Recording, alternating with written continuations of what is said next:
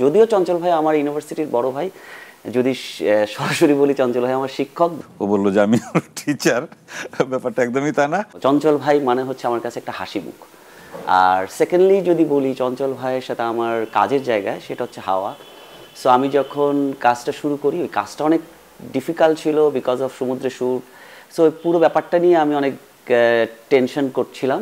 তো এই ছবিটার অনেক আগে থেকে চঞ্চল ভাই এই ছবির সাথে যুক্ত হয়। যদিও চঞ্চল ভাই আমার ইউনিভার্সিটির বড় ভাই, যদি সরাসরি বলি চঞ্চল ভাই আমার শিক্ষক, বিকজ অফ আমি যখন চারুকলায় ভর্তি পরীক্ষার জন্য একটা কোচিং হয়, সেখানে চঞ্চল ভাইরা সেখানে টিচার হিসেবে ছিলেন, ওনাদের ব্যাচটা। সো সেই হিসাবে চঞ্চল ভাই আমার টিচার। কিন্তু চঞ্চল ভাই এমন একটা ভাব করে যে চঞ্চল ভাই আমার থেকে প্রায় কাছাকাছি বয়সের, কিন্তু চঞ্চল ভাইকে আমি ওই জায়গা থেকে দেখি না। যদিও চঞ্চল ভাই আমার বন্ধুই এক কথায়। কিছু মানুষ আছে যারা হাসাতে পছন্দ করে, চঞ্চল ভাই সেই মানুষটা। চঞ্চল ভাই অনেক ফুর্তিতে থাকতে পছন্দ করে, এবং চঞ্চল ভাই মানুষ হিসাবে যে আমাদের কাছে গুরুত্বপূর্ণ হয়ে থাকে, শুধু তার কাজ না, মানুষ হিসাবে, সেটাকেই আমি সবচেয়ে বেশি রেসপেক্ট করি। ভালোবাসা চঞ্চল ভাইকে। দুর্দান্ত। কেমন লাগলো? সুমনের সাথে তো অনেক দিনের বন্ধুত্ব। ও বললো যে আমি টিচার, ব্যাপারটা একদমই তা না। ওদের কোচিং করাতাম আমাদের ব্যাচ। আমরা যখন থার্ড ইয়ারে পড়ি, ওরা ফার্স্ট ইয়ারে ভর্তি হয় যখন। চারুকলার সিস্টেমই এটা। যেমন আমাদের সময় যারা আমাদের থার্ড ইয়ারে পড়তো, আমাদের হ্যাঁ সিনিয়র ছিল। আর সুমন যা বলল, আমি কোনো কিছুই আমি দ্বিমত পোষণ করছি না। ও আমার এইটুক, ও তো আসলে ডিরেক্টর হিসেবেই কথা বলার কথা ছিল বেশি, কিন্তু আমার ভেতরের যে মানুষটা, সেটাকে ও একভাবে প্রকাশ করলো।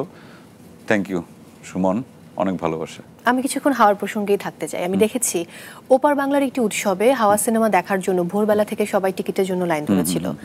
দুদিন ব্যাপী, কেউ বসে কেউ বা দাঁড়িয়ে এই সিনেমা উপভোগ করেছে। এটা আমি সচক্ষে আমার দেখা, চাক্ষুষ দেখা। এবং হাওয়ার যখন বিশেষ প্রদর্শনী নন্দনে হচ্ছিল, আমি হোটেলে ছিলাম।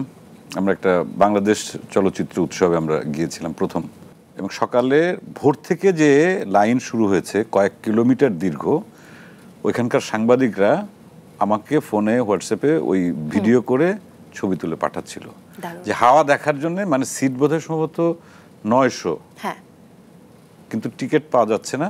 ভোরবেলা থেকে একদম একদম পেপার বিছিয়ে বসে আছে। আমি ওইটা আমার এখনো মানে গুজবাম্প হচ্ছে। মানে বহির্বিশ্বে এখন পর্যন্ত সর্বকালের সবচাইতে ব্যবসা সফল বাংলা চলচ্চিত্র হচ্ছে হাওয়া। এই অর্জনকে আপনি কিভাবে দেখেন? এই অর্জনটার পেছনে সবচাইতে বড় ভূমিকা তো আমার ডিরেক্টরের, মেজবাহ রহমান সুমন। ও গল্পটা ভেবেছে, অনেক বছর ধরে গল্পটা ও নার্সার করেছে, এবং সেই জায়গা থেকে যে প্রস্তুতি নিয়েছে, সেই সঙ্গে টোটাল টিমের একটা ভূমিকা, এবং এই ছবির পেছন দিক থেকে যারা সাপোর্ট করেছে। এই ছবি নিয়ে যে উন্মাদনা আমি দেখেছি রিলিজের পর, আমার সবচাইতে এই মানুষের কথা এখন আমি সঙ্গত কারণে আমাকে বলতে হবে, পিন্টুদা, অঞ্জন চৌধুরী পিন্টুদা।